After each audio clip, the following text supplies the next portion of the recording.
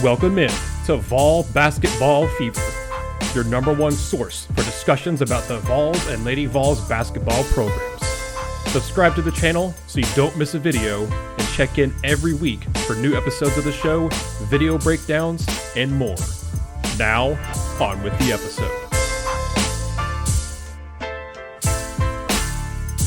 Hello, everyone, and welcome in to another episode of the Vol Basketball Fever podcast.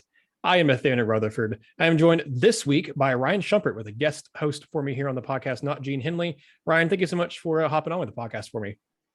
Yeah, of course. I enjoy coming on here and talking ball whenever I get the invite. Yeah, man, happy to have you on here. Ryan, of course, works over at RockyTopInsider.com. I've had him on the podcast before, so if you have listened to the podcast for a while, you'll know who Ryan is. But just to give you a little recap, you can find him at rshump00 on Twitter. And of course, like I said, he is the beat writer at Rocky Top Insider, covering just everything about Tennessee sports over there. But he does a lot of basketball coverage, and I think does a really good job of covering Tennessee basketball over at RTI. So I wanted to get him on here again to talk about Tennessee hoops. But again, if you're new here to Vol Basketball Fever, welcome in. If you're watching this on YouTube, give this video a like and subscribe to the channel while you're here as well. If you're listening on podcast, thank you so much. If it's your first time, definitely thank you. You can find us everywhere you find podcasts, whether it's Apple Podcasts, Spotify, Google, you name it, we're there. Just find us there. And we're on Twitter and Facebook at Vol Hoops Fever on Twitter and Vol Basketball Fever on Facebook. Well, Ryan, the first kind of news here before we get into even any games and stuff we obviously have to talk about is the unfortunate injury to Olivier Nkamhoua. He hurt his ankle, against South Carolina over the weekend, and it didn't look good, like in terms of the injury itself. I mean, didn't really look like he twisted anything, didn't look bad, but his reaction didn't look great. Him sitting on the bench didn't look great. And then it came out, I think Rick Barnes said over the weekend on Sunday that we're actually expecting it to be too bad, and we're waiting MRI results. And then Monday it came out that he's going to have surgery and expected to be out rest of the season. How big of a blow is that? Because I was looking at Nkamhoua as a guy this year who's been enjoying a breakout season. And then he really, in SEC play, had been probably Tennessee's best overall rebounder for the most part, I think, in SEC play. And kind of seemed like he was starting to really figure out his role and be more of a more productive force. And now, unfortunately, out for the year. So how big of a blow is that to Tennessee, in your opinion? It's definitely a blow. I think there really hasn't been a single one of Tennessee's front court players that's been really consistent this year, game in and game out. Now, I think Nkamhoua had been the best one. I think he'd probably been the most consistent. So it's certainly a loss. In the short term, I don't think it's going to be debilitating for Tennessee. When you look at, I think they were trending more and more towards playing the four-guard look, the small ball lineup with Josiah James at the four. I think the last 5 games, 6 of their top 10 most used lineups were small ball lineups. And I think that, I think that lineup's their best lineups, definitely from the offensive standpoint. And I think they hold their own on defense too, especially when you have Chandler and Zeigler both in it, providing that ball pressure. So from that standpoint, it's not a debilitating loss. But when you look at it, Tennessee's chances of going with it's more big lineups now. You're almost going to have to play John Fulkerson and Euros Plastic at the same time. I think that's been one of Tennessee's worst lineups just because of the lack of spacing they provide. And then I think when you look more long-term, what's the ceiling in Tennessee? When you look at matchups in the NCAA tournament, I think Olivier Nkamhoua is definitely Tennessee's best post defender. And when you look at having to lock down a guy like a Kofi Coburn, which would be a nightmare matchup for Tennessee with Olivier Nkamhoua, but he would be the natural guy to guard him, or a Jabari Smith. Tennessee will play Auburn in a few weeks. I think Nkamhoua would have been a natural guy to guard him. Now Josiah James, then certainly capable. But I think when you get into matchups, when you get at what Nkamhoua does from the defensive end, both the rim protection and his versatility, I think it's a really big blow. And where certain matchups are going to be a lot worse for Tennessee now than they would have been before. Yeah, and I think we'll get to in a second, but I think it's can be magnified the upcoming game on Wednesday when Tennessee plays Mississippi State, because they like to play 3 big guys really that measure 6'9" or taller. Of course, that is assuming, and I think he will be, but that's assuming that Tolu Smith is back, and he got back against Arkansas, so I'm assuming he'll play. But they play 3 guys: Garrison Brooks, Tolu Smith, and then Javion Davis Fleming, who are all 6'9" or taller. So they're going to be tested pretty quickly about whether or not they go more small ball or not. But I'm glad you brought that up, because I was going to mention that too, that, looking at KenPom and just watching games too, aside from the normal starting 5 Tennessee's had with Urosh, Olivier, Josiah, Kennedy, and Vescovy, like you said, the most the most used lineup behind that really has been Josiah at the 4, either either Fulkerson or Olivier at the 5, and then a combo of 3 guards, usually the Zakai and Kennedy, but also with Vescovy in there a lot, Powell in there some. It seems to me though that most of the time it's been Fulkerson at the 5, but I've noticed more and more that Nkamhoua was getting more play at the 5 there too. Do you trust with the way Fulkerson's been playing this year? I know he's still probably expected to come off the bench, and I saw the projected starting lineup against State was going to be with Powell in the starting lineup, which I think is interesting. But looking at that small ball lineup at the 5, do you trust Fulkerson to be the more consistent 5? Because I think, like you were talking about with spacing and especially with rim protection, I thought Nkamhoua brought a lot more defensively, especially at that 5 spot when Tennessee went small ball. Do you think that Fulkerson can man that position more long term, or do you think maybe this is a chance where we finally see maybe the light come on for Brendan Huntley-Hatfield? Because I'm with you, like Urosh had his moment for a bit there. He's still been more productive overall this year than I expect him to be, but he's not a guy I want consistently playing 20 minutes a game, for example. So basically, do you think this is Fulkerson's spot to retain for the small ball lineup, or do you think maybe we see more Brendan Huntley-Hatfield in the 5 moving forward in the small ball lineup? I think you see more opportunities for Brendan Huntley-Hatfield and other guys. Do they take them? I lean towards thinking John Fulkerson's going to get most of those minutes. But at the same time, none of those guys have been consistent, and it's the same with Nkamhoua. And that's why I've heard some people complain about it. I like the way Barnes has handled the big men rotation as of late. He's going to get all 4 of those guys into the game in the first 5-6 minutes, get him a couple minutes, and then he's going to ride with who's playing well. And I think this is what you have to do when you can't count on any of those guys to come in consistent night in and night out. And I think the stat, I had it from last week, and I think it still held true. Maybe Nkamhoua might have done it last week too, but there hadn't been a Tennessee player who had scored 5 points and recorded 5 rebounds in back-to-back games in SEC play. It only happened one time. Euros Plasic did it in the LSU and Florida game back-to-back. Besides that, none of Tennessee's front court players did it. I imagine Josiah James has done it. So, but the traditional 4 guys, you just don't have the consistency. So when you pose that question, I think Rick Barnes doesn't have a great deal of confidence that any of them are going to go out and do it in a night in and night out basis. So I think it's going to be a lot of trial, a lot of opportunity for someone to step up and be consistent. I don't particularly expect any of that to happen because they haven't showed us consistency at this point. But I do think Fulkerson's probably the best one of those options.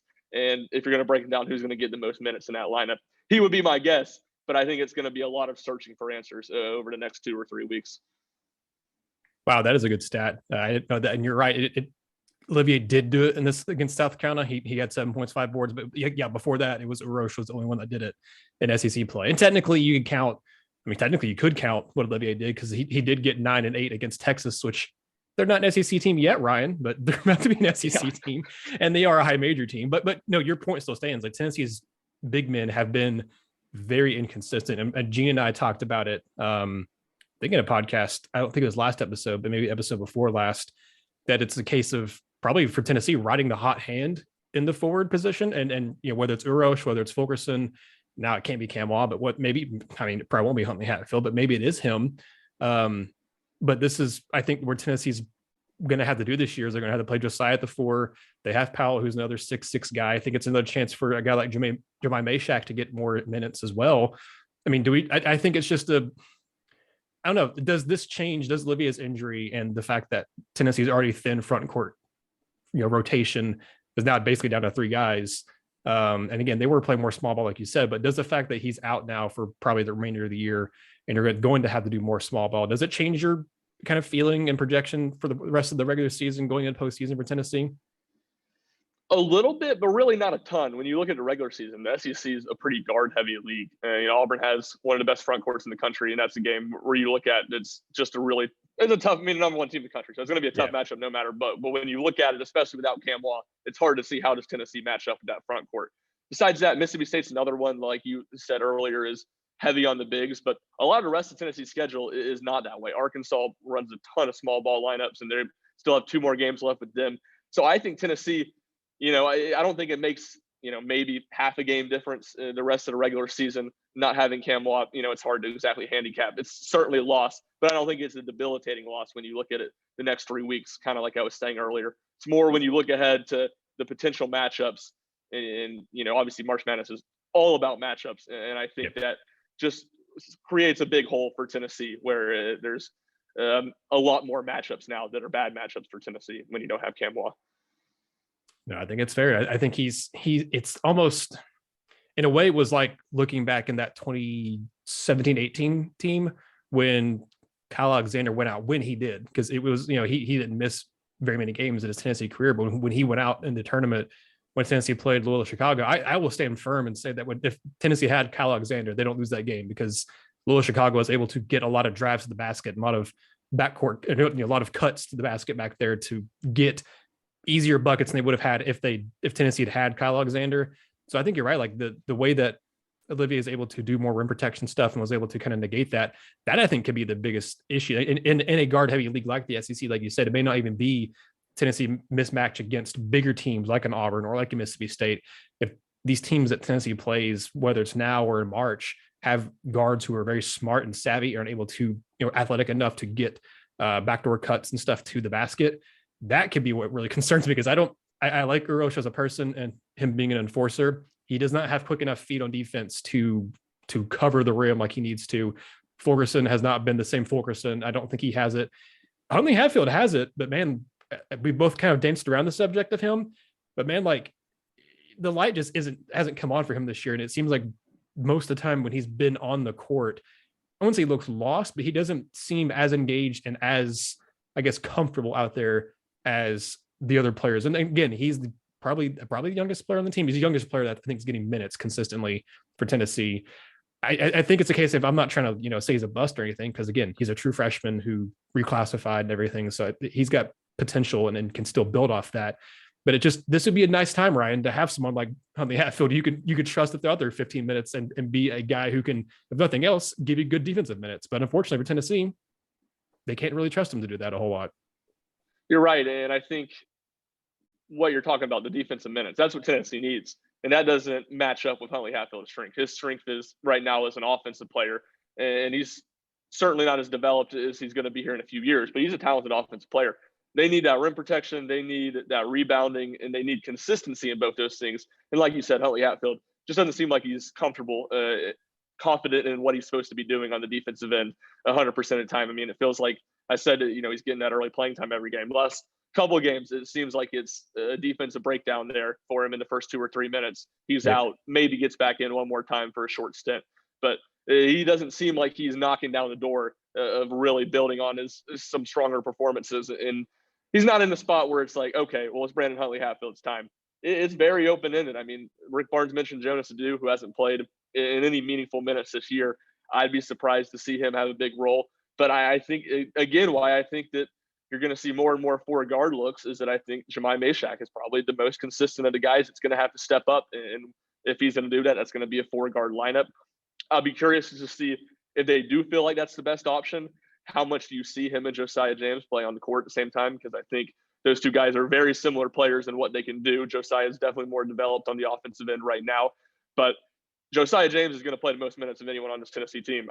He's going to be playing 35 minutes a night, and I think Mashack's going to play more than just when Josiah is not in, if he takes advantage of this opportunity, which I think he's the most likely guy to do. So it'll be interesting to see Tennessee running some of those lineups with both those guys on the court, what that looks like, and kind of the defensive potential of those lineups, because both those guys are really versatile and strong defenders. Yeah, James is already playing a good amount of minutes. Like you said, the fact that now Tennessee's going to go more small ball more often, I would imagine, I think his minutes are going to bump up, because I think him, Chandler, and Vescovy are going to be the guys that have the most minutes. They're going to be in their 30-plus minutes a game moving forward. I don't expect to see – those are the only three guys I would trust really to be like, we can talk about starting lineups all we want, but those are the three that are almost always on the court and closing time, which is the more important time. It's going to be interesting to see who else is out there, because I imagine Zeigler will probably be one of the guys. But and then again, I would imagine Fulkerson out there, but maybe in certain cases you have Urosh. I don't know. It'll be interesting, I think, Ryan, to kind of see how this injury kind of forces maybe Rick Barnes' hand or whatever to tinker with lineups and go, especially when you're playing a team like Auburn who has Jabari Smith and Walker Kessler, or like you said, when you get to March when Tennessee plays some team in the NCAA tournament, they have two really good 6'9" or better guys out there. What does Tennessee do? But you brought up Josiah, and I'm glad you did, because I was going to transition to him anyway. He's been on fire lately. I put out the stat from the Vol Hoops Twitter account, and I'll mention it also probably my Mississippi State breakdown. But over his last, him and Zakai Zeigler both, but just focusing on Josiah, over his last 8 games, and that's even including the game where he played 4 minutes against Vanderbilt. His offense and his defense both. I mean, his defense has always been there, but his offense, especially as of late, has really taken a turn. He's making like 40-something% of his threes in that stretch. He's averaging double-double, or not double-double, double figures in that stretch. It seems like something has come on for him. Is it just a matter of the fact that he has gotten over injuries he's had? Because he seems like he's been injured every year he's been here, and he obviously had an injury this season. Is it a case of he's finally just healthy, or has he said anything to you guys when you've talked to him with the media, or has Rick Barnes said anything that's kind of maybe clicked with him that wasn't there before? No, nothing that they say that, this made it click. I tend to think that it's not just the injuries. I mean, to a degree, I'm sure that wasn't helping, but I don't think it was as simple as his issues where he was injured. And I think naturally he was just going to start making more shots from the perimeter, more 3-pointers. It was, just the law of averages that he was going to start shooting better. Now, did I know he's going to start shooting 40%?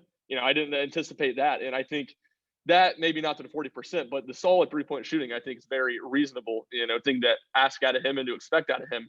What he's done the last 2 games, it's been next level, is his ability to score in the mid-range, his ability to score at the basket, which are things that have been a huge weakness of his game in his first 2.5 years, the scoring anyway, other than just spot up threes. So how much you continue to get that, I'm not really sure. And I think it's clear his confidence is sky high right now. I think almost something seemed to click after he missed that shot at Texas, that he came out that next game against Texas A&M. He had a 3 on the first possession.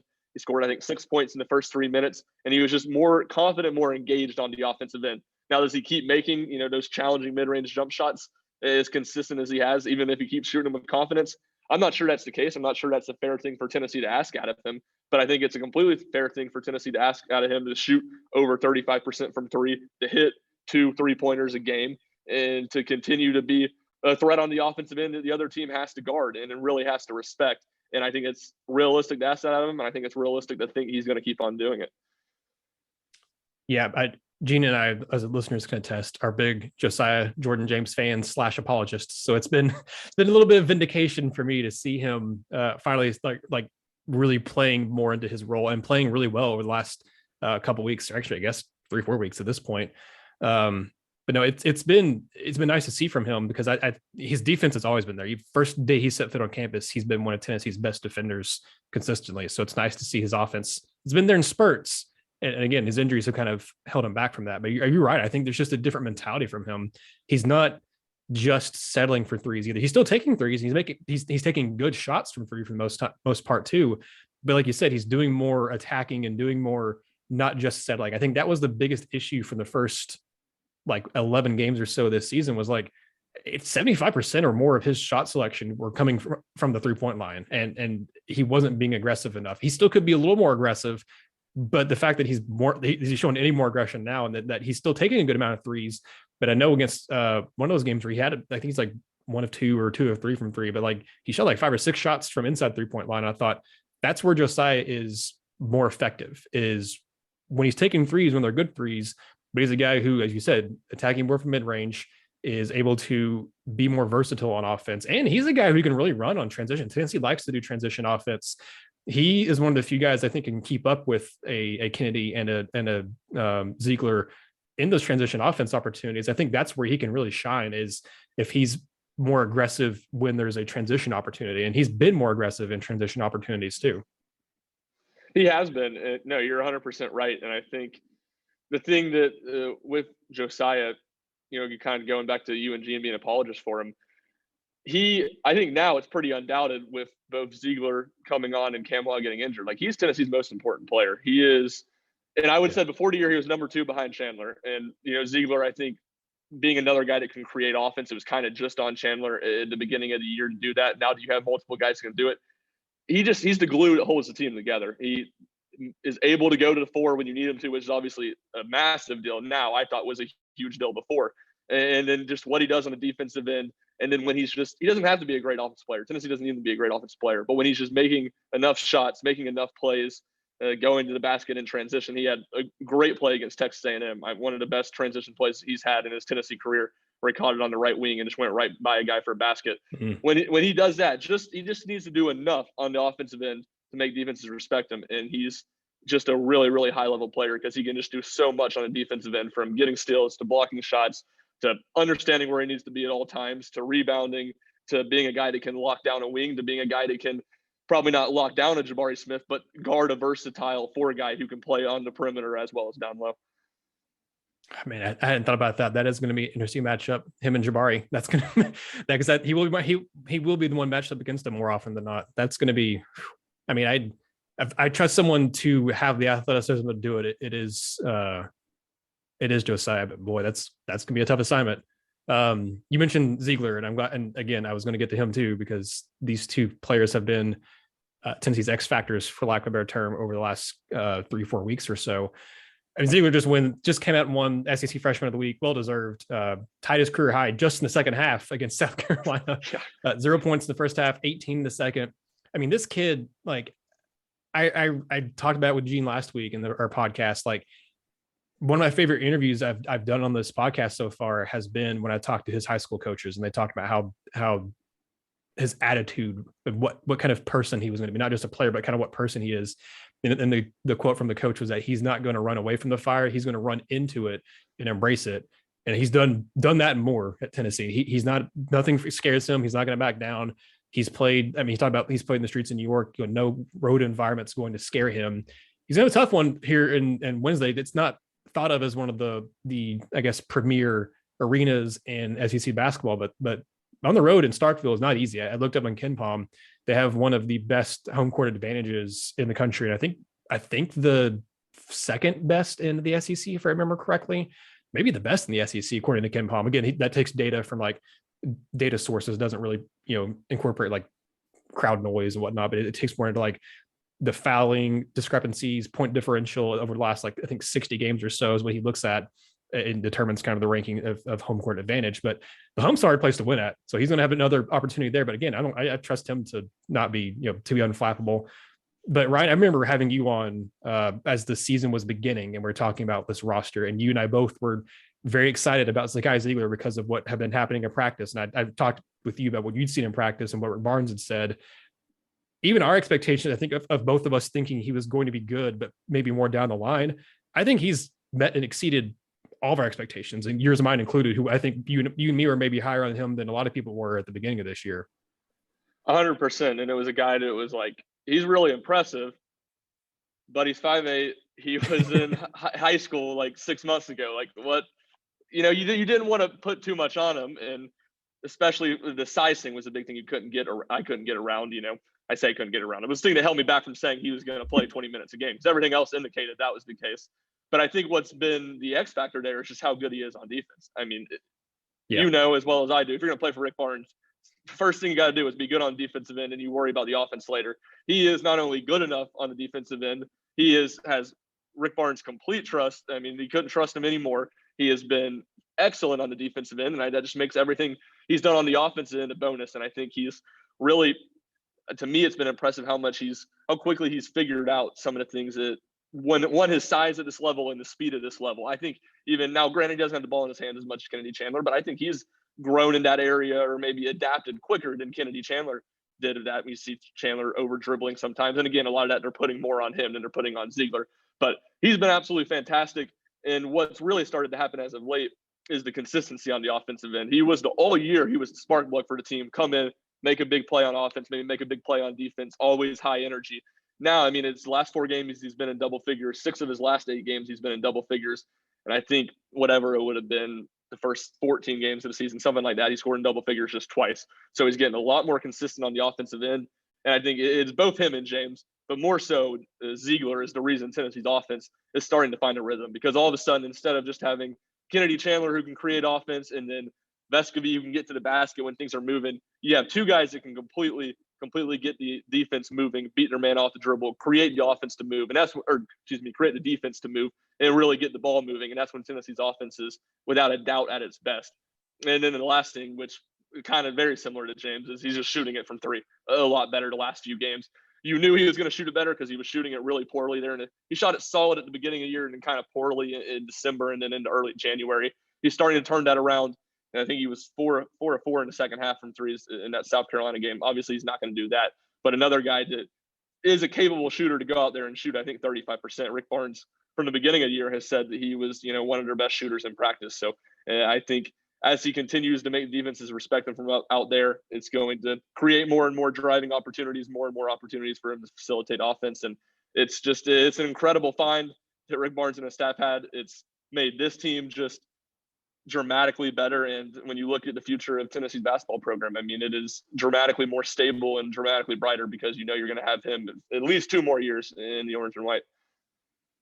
Yeah, that's the thing too, is like, you're not just excited for what he's doing this year. You know that he's not a one and done guy. He's probably not a 2 and done guy. There's a good chance he's here all 4 years, like Josiah-Jordan James. I don't expect him to leave for their professional ranks after this year. I more than likely expect him to come back next year. So it's a guy that you think will be here 3, if not 4 years. And like you said, that harkens back to like the Admiral Schofields and the Jordan Bowden, the Monte Turner guys that were here for 4 years, and Kyle Alexander that fans got to grow, got to watch them grow and love them year after year after year. And I think that Zeigler is going to end up, I think Ben McKee and Jason Swain talked about this on the Swain event.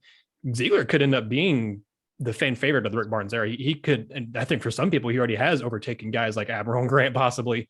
We'll have to wait and see maybe what he does in postseason play. But I mean, a lot of people, myself included, have already just really taken a huge liking to Zeigler and his attitude and his play. But he by the time he's done at Tennessee, could be the most well-liked Rick Barnes player, maybe one of the most well-liked players in Tennessee, period. We'll kind of wrap a discussion about him. But I mean, Zeigler just has it's his personality that makes, it's his personality that if he's on your team, you love him. If he's on an opposing team, you hate him. He doesn't jaw off as much as like a Marshall Henderson, or even the what's his face, KD Johnson for Auburn. He doesn't really jaw off a whole lot, but he has antics that make you go, if you're the opposing team, go, oh my God, this guy, he's not like Urosh, where also he jaws off obviously a lot more too, but Zakai is plenty passionate. And those videos of him tickling the Florida guard's arm and nose and stuff just crack me up every time I see him. Yeah, no, you're right. And 100%. I think he has, obviously, Mike Wilson had a great story on him in News Central last week. Great backstory, incredible testament to his perseverance to get in a spot like Tennessee. And he plays like, he plays like that. Like, his hair's on fire. He's one of the hardest workers on the team. Everything that makes a fan like a player besides their skill set, I mean, he has it.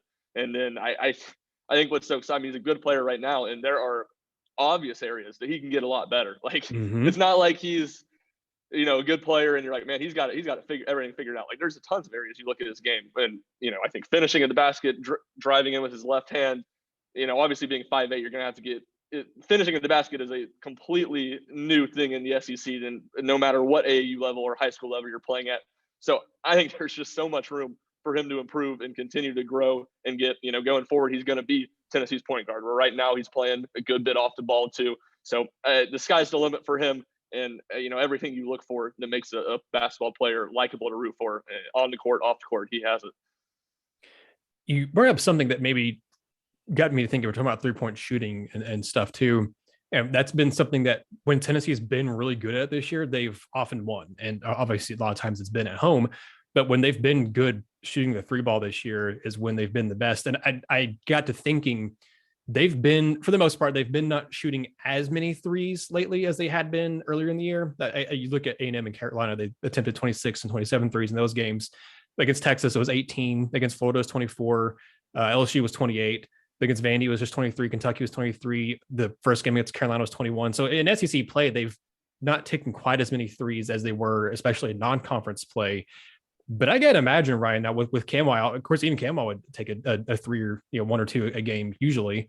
But I got to imagine, though, that with Nkamhoua out, and again, he wasn't a huge offensive force by any means in the post, but with him out still, I wonder if we'll see another little uptick in 3-point attempts for Tennessee. They've been falling for Tennessee lately, but I'm not expecting Tennessee to keep making 40+% of their threes like they have against A&M and Carolina, especially when, Mississippi State, I was interested to see when I looked at this on KenPom. This will actually be the lowest rated defensive efficiency team Tennessee's played since they've gotten into SEC play, and really since they've gotten into their high major teams. Because you look at, they played Arizona, then immediately hopped into SEC play.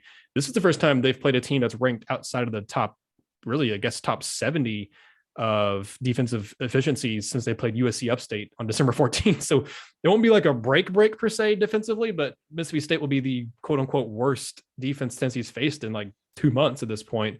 But still, like with that notwithstanding, Tennessee's faced a lot of tough defenses. They still have several pretty good defenses and a couple of elite ones left on the schedule. If Tennessee's shots aren't falling from three, again, Nkamhoua wasn't like a dynamic offensive threat this year, but he was good enough. He was averaging, he could score 8, 9, 10 points a game.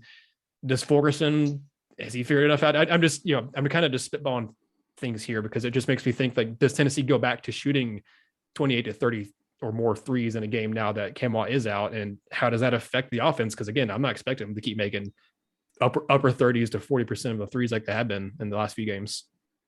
You're right. And I think Tennessee had kind of been going back to that naturally just from playing more of the 4-guard lineup, which I think from just naturally playing that, I think you're going to see them shoot more threes, at least stay in that north 20 range, which it seems like they've kind of settled in the last few games. And where I think one of the underrated things about this offense, and I think another area Nkamhoua is a really big blow, is Tennessee's been a very good offensive rebounding team. This has been the best rebounding team in the Rick Barnes era.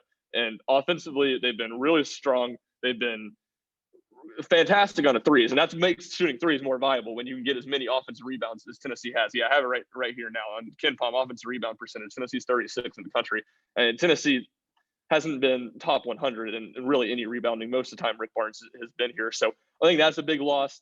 I think Tennessee's offense is going to look similar to what it did before because you didn't have a ton of possessions that it was, all right, we're going to go run it through Olivier. But I think when you get in those scoring droughts, I think that was an option Tennessee went to some and was a solid option to get a look, within 15 feet of the basket. He's got that turnaround kind of similar to the one that East Pond shot that he was comfortable with.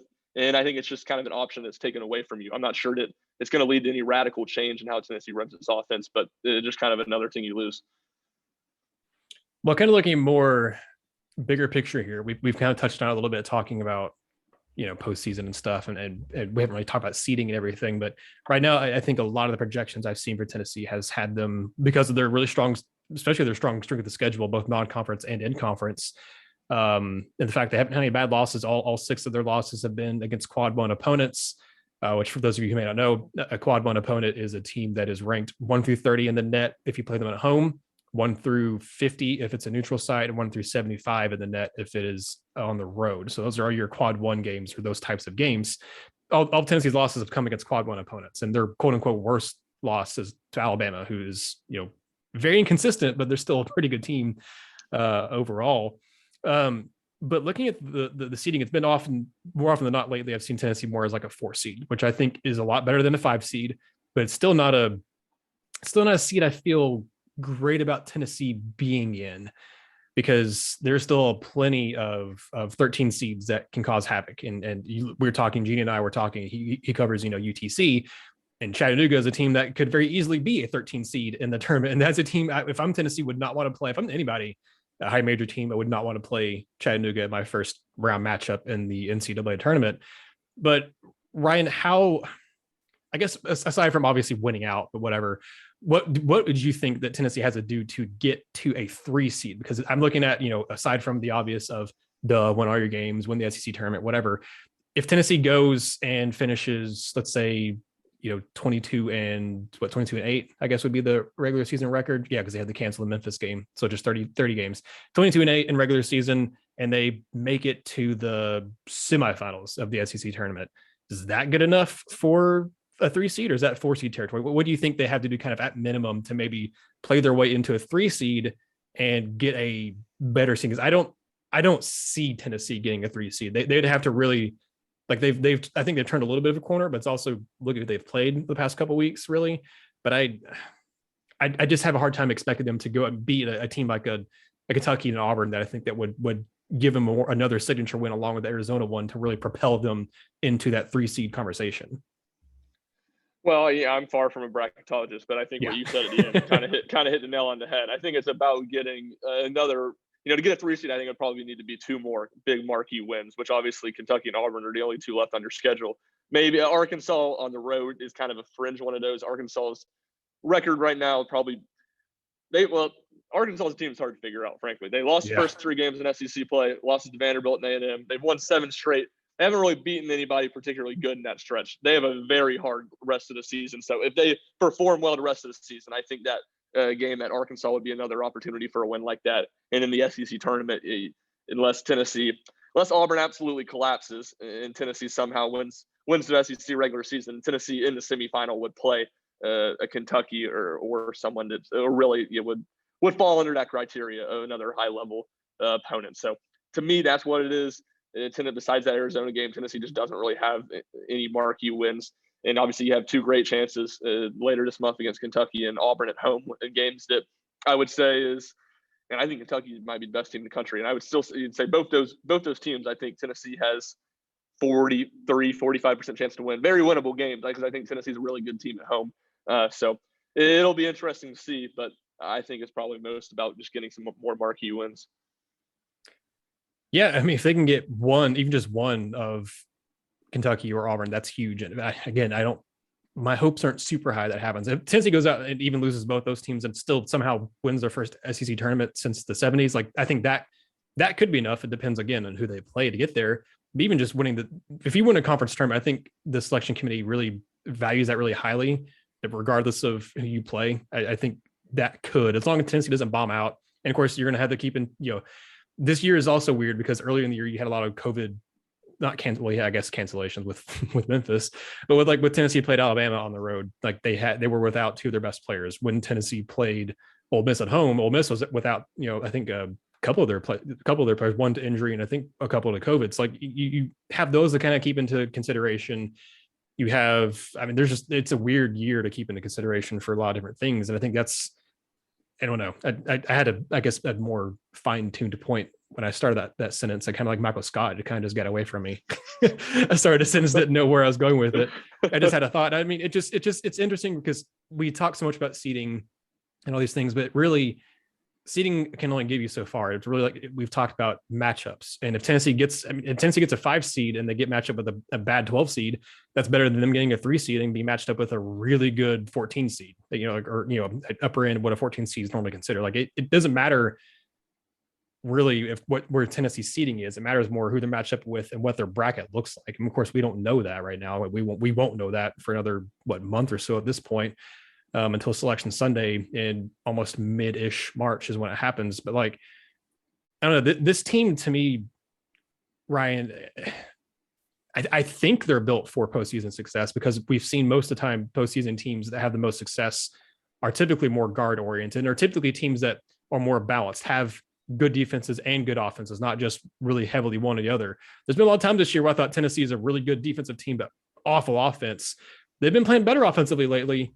Can they keep it up? Because if they can keep it up, they don't have to be top 30, top 20 offense for them to have success in the postseason. If they can just be top 50 offense type of production efficiency, then I think they have a chance to at least make it Sweet 16. Again, depending on matchups. But I think this team, I think they're built for postseason success. I don't know, but I think from looking at the roster makeup and kind of guys who've come on here lately, especially, I think this is a team that I'm not expecting to make a Final Four run, but I think they can win and get to the second weekend, again, depending on what their bracket looks like when they get there.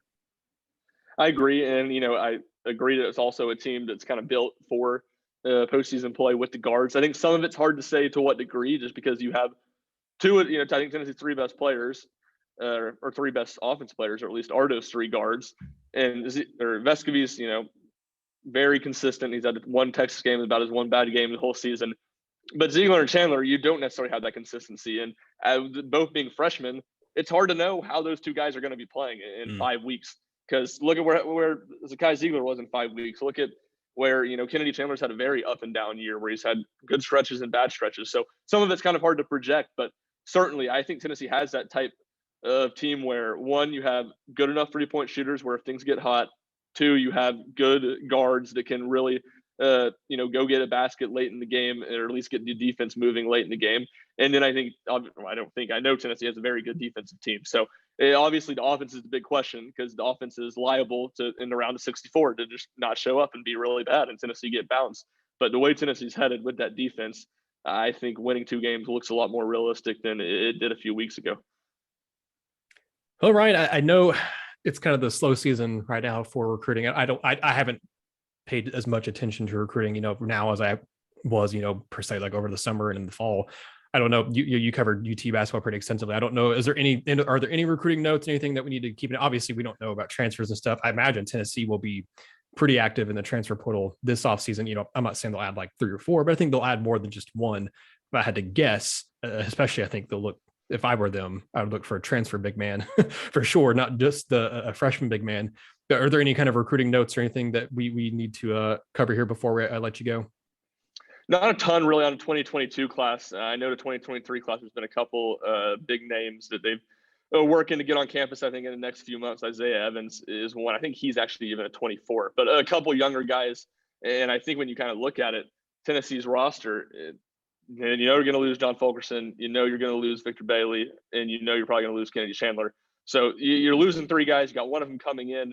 If I understand the rule right, those COVID scholarships are starting to work against you. So I don't even think they necessarily gain a scholarship from Bailey leaving. So Tennessee's not going to need to bring in a whole lot of guys. Now, obviously, a roster turnover, you have no idea.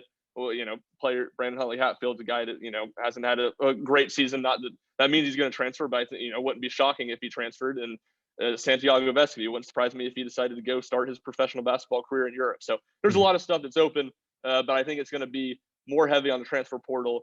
Maybe look for Tennessee to add an international prospect. We've seen them do that a lot, kind of in the spring and summer when they're waiting to, when they still have another spot to fill. That's usually kind of where they turn if they don't get someone that they like in the transfer portal. So not a ton of stuff on 22. It starts more working towards the 23 and 24 class, and then the transfer portal is, as always, will be eyes glued on that once the season ends. Yeah, I think for this 22 class, we'll follow the same kind of pattern that the 21 class did, where you had, I think this time last year, I think you just had Kennedy and Meshack in the class. This year, you just had BJ Edwards. And then it wasn't until, I guess, late spring / the summer when Tennessee added everyone else. They added Powell, they added Adu, they added Huntley-Hatfield, they added Zeigler. And then this, and also, what's his name? Tamba as well. I think this year, again, too. Yep. I think this year, too, is when you'll see, like right now, you just have BJ Edwards. I think we're going to see, they're keeping spots open and stuff because, like you said, there's a pretty decent chance you'll have a fairly decent amount of roster turn, right? I don't expect maybe as much as you did last offseason, but again, you could have obviously Fulkerson moving on. It wouldn't surprise me to see Bailey move on. It wouldn't surprise me to see, one of these other guys transfer either. So it's going to be interesting to see kind of what happens with the roster. And again, that's going to inform what they can do transfer wise, what they can do bringing in international players, what they can do bringing in reclassified freshmen like they did last year too. So yeah, it'll be another busy offseason. I don't think as busy. Hopefully Barnes doesn't lose 2 assistant coaches this offseason either, like he did last year. I think that was a big change. Obviously they went on to take head coaching jobs. So it wasn't like they just left, but still. Ryan, it's been a pleasure having you on here, buddy. I always love talking basketball with you. I think you have a good basketball mind and have done a really good job covering UT basketball. So again, I know I plugged it at the beginning of the show, but let everybody know again here where they can find you. Any pieces you have out? Obviously, look at your stuff on RTI. I know you've talked about both the Vols and Lady Vols moving in the AP polls, preparing for the Mississippi State game. So prepare, let everybody know where they can find your stuff and what you have currently, what's come down the wire at RTI. Yeah, you guys find me on Twitter at rshump00. RockyTopInsider.com or Rocky Top Insider on Twitter. We'll have all our stuff, RockyTopInsider.com. And yeah, I had a starting 5 on Monday, looking at a handful of things with this team, and then had an article kind of looking at Nkamhoua. How does Tennessee replace his minutes? How do they replace his production? So I have all that. Get you ready for a Wednesday night in Starkville. I'm planning on making the drive, first time in the hump. So we'll see how it goes. It was a game when the schedule came out, midweek game in Starkville. Was not one I thought I was going to go to, but the way my schedule worked out, it worked out really well for it. So I couldn't turn it down, and it'll be interesting to see if Tennessee can put 2 good road games together. Because even in their road wins against Colorado, Vanderbilt, they didn't play great in the Vanderbilt game. Kennedy Chandler kind of took over that Colorado game. It'll be interesting to see if they can stack back-to-back good ones together, because I think that South Carolina game was about as well as they played all year. Yeah, and this is obviously going to be a step up from Carolina, and pretty much all respect. Carolina had better defense than State, but State has a better offense, and it's a much tougher road environment. You ready for that late night tip-off, man? 9:00 Eastern. Yeah, I mean, I told Rick Butler, who I work with, yesterday we were watching Tennessee practice, and he was like, "What's it, 8 tomorrow?" I was like, "Yeah," and I was thinking 8 Central Time. I was like, "No, it's 9:00 for you," and thought he might pass out. But yeah, it's going to be a late night and then a quick turnaround to make it back to Knoxville for my 250 class on Thursday. Man, I hate the late tip-offs midweek. They're rough, man. I just think there should be a rule, unless you're on the West Coast, there shouldn't be a game tipping off later than 8:00 Eastern time, unless you're on the West Coast, which obviously that's different. But I think there should be a rule for SEC teams. Unless you're playing up on the Pac-12 for some reason, 8:00 is where you cut it off at. But I don't know, because then you got to push other games at 6, and I hate the 6:00 tip-offs.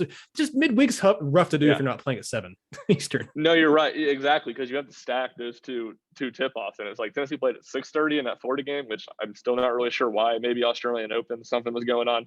But just the 6:30 tip, it made it where the Tennessee's crowd 10 minutes into the game was 10 times better than it was at tip-off. And that's with a 6:30 tip, let alone a 6 one. So it's kind of a no-win situation. And you're right. You just got to hope for as many 7:00 tips as possible, because those are the best. We love us some 7 p.m. tips. Yeah, 7 p.m. tip-offs on Tuesday, Wednesdays are ideal, but everything else is kind of a weird mix. It's 6:30 is not 6 and 6:30 isn't bad if you're watching at home, but like you said, if you're going to the game, that's rough. And like you said, the opening tip crowd, it does not look great. I mean, when you get closer to halftime, like, okay, this is actually filled out pretty nicely. Because I was surprised, because I saw some of the opening photos from that Florida game. I thought, ooh, that's not a good crowd. And then by the time I got to halftime, I was like, oh, that's actually really full. Never mind. There's like 18,000 people there. Never mind. That's actually not bad for a midweek, especially. And I have to go on a quick tangent here. Now we're on this Florida game. They did my guy. I hadn't thought about him in years. My guy Jordan Howell so wrong. They did him so dirty. The point guard on those SEC championship team when Bruce was there, Chris Lawson and Jawan Smith. They brought him back and honored him not really honored him, but had him on the court and get him a standing ovation. They did it at the under 12 timeout in the Florida game. There still were a ton of people not there. Tennessee had turned the ball over on 7 straight possessions. And what the crowd was great there was students who have no clue who Jordan Howell is. And he got the saddest ovation I've ever seen. He deserved so much better. Jordan Howell, I know you're a listener on the podcast here. I'm looking out for you. I know they did you dirty. And it was like, I was glad Lamonte came out in the second half and he got like a massive applause. And I was happy for Lamonte, but it just made it even worse. I'm sure Jordan Howell was still there. Lamonte got like 4 times the ovation he did. So they did my guy Jordan Howell dirty. Justice for Jordan Howell. They need to bring him back for a big game and bring him out in the second half, and the crowd's fired up. Yeah, bring him out for I was going to say bring him out for the Kentucky game, but maybe, I don't know, maybe bring out for the Vanderbilt game when Tennessee's hopefully, I mean, I know it's pretty soon, but yeah, you're right. Maybe bring it out for a better game, a better tip-off time on a Saturday. Like you said, second half when the crowd's more engaged too. But yeah. I mean, I like Jordan. That's sad. I didn't know that he was. I didn't even see that I didn't see it mentioned on Twitter that he was presented at that mark. That's how, like you said, it's kind of how little recognition that got. Poor Jordan Howell. I liked him. Yeah, you're right. Justice for Jordan Howell. Yeah. I don't think half the student, not even half. I don't even think 25% of students knew who he was. It was tough seeing. Which that part's understandable. I mean, he played here 15 years ago, but just not a whole lot of good thinking through of the time to present him. Yeah, that's rough. Well, Ryan, man, it's been great having you on here. I really appreciate it. And again, all of you who are listening, wherever you're listening, at home, on a drive, at the gym, wherever you are, thank you so much. Again, if you're on YouTube, give this video a like and share it with your friends, share it with your Vol fans, or just college basketball fans in general. And subscribe to our channel while you're here. Subscribe to our podcast, which this is what this is, but you can find it, watch us talking, or just listen to the audio of it as well. Apple Podcast, Google, Spotify, you name it, and we're there. Signing off for my guest, Ryan from RTI, I am Nathaniel, and this has been another episode of the Vol Basketball Fever Podcast. Thank you for watching Vol Basketball Fever. Give this video a like and subscribe to the channel while you're here. We appreciate all your support, and the show wouldn't be possible without Vol fans like you. Thank you.